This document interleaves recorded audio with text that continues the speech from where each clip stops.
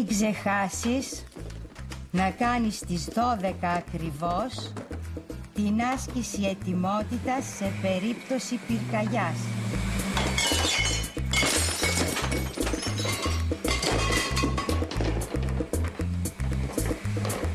Γιατί θα γίνει το απόγευμα ο προγραμματισμένος έλεγχος.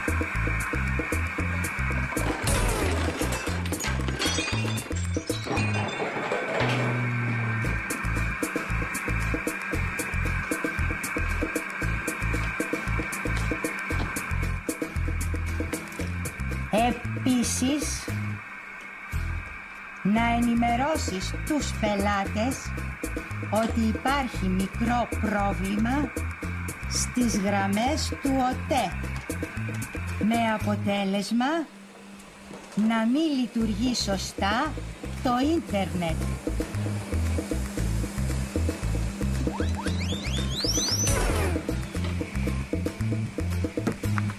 Ωραία. Να γράψω απ' έξω και το όνομά του, να καταλάβει ότι είναι για αυτόν. Γεια Μάρκο. Από τη μητέρα σου. Μια ζωή ανορθόγραφη. Γράφει γεια Μάρκο, το γεια με γιώτα. Τέλος πάντων. Γεια και σε σένα, μαμά, από το γιο σου.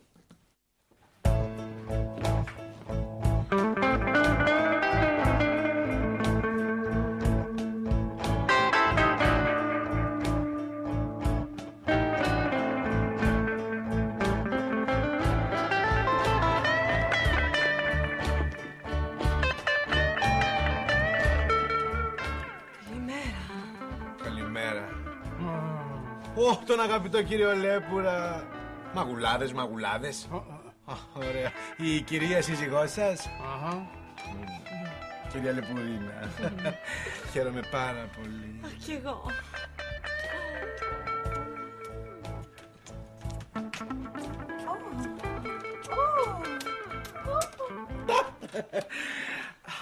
Θα μείνετε πολύ καιρό?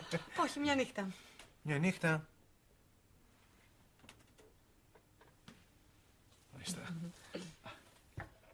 Το 202.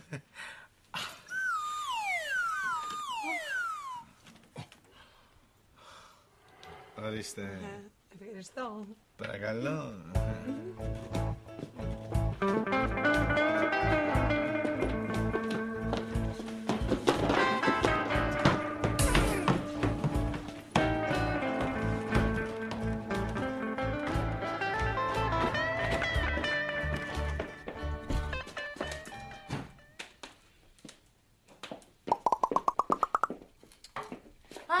Κύριε Μάρκο, δεν ξέρω αν το έχετε προσέξει. Πλησιάζει 12. Όταν λες πλησιάζει, είναι κάποτε κοντά. Μην αστιεύεστε, κύριε Μάρκο. Εννοώ ότι στις 12 ακριβώς έχουμε να κάνουμε την άσκηση ετοιμότητας σε περίπτωση πυρκαγιάς. Που είμαστε υποχρεωμένοι να την κάνουμε. Καλά που μου το θύμισες. Να πάρω να ειδοποιήσω και τον κύριο Λέπουρα με τη γυναίκα του που ήρθαν τώρα. Και εσύ μάζεψε λίγο εδώ τα πράγματα. Μην κατέβουν οι άνθρωποι τρέχοντας και σκοντάψουν και σκοτωθούν, εντάξει.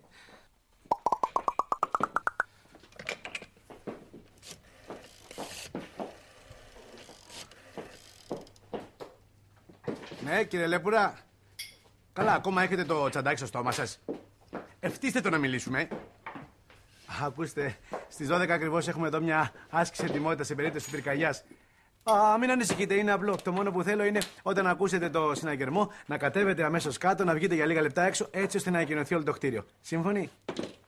Ευχαριστώ. Δεν μου λες, Ελένα, εσύ ξέρεις τι πρέπει να κάνεις, έτσι? Ναι. Να ειδοποιήσω τους πελάτες που μένουν στους πάνω ορόφους να κατέβουν. Μπράβο. Κύριε Μάρκο, μπορώ να κάνω μια ερώτηση? Βεβαίως. Ποιος άλλος θα το κάνει αυτό μαζί μου? Τι ποιος άλλος, μόνη σου, δεν κατάλαβα δηλαδή. Θέλεις και παρέα, να πάρεις τηλέφωνο μια φίλη σου να της πεις: να σου πω, πήραμε φωτιά. Μπορείς να έρθεις να μου κάνεις παρέα, να ειδοποιήσουμε τον κόσμο να κατέβει.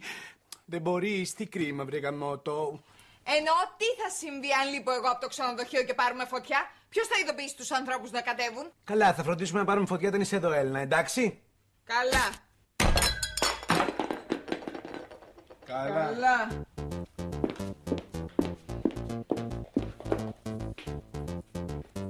Μα, Έλενα, μήπως ξέρεις που είναι το κλειδί που ανοίγει το κουτί του συνέγερμου, γιατί δεν μπορώ να ξεκινήσω την άσκηση αλλιώς. Όχι.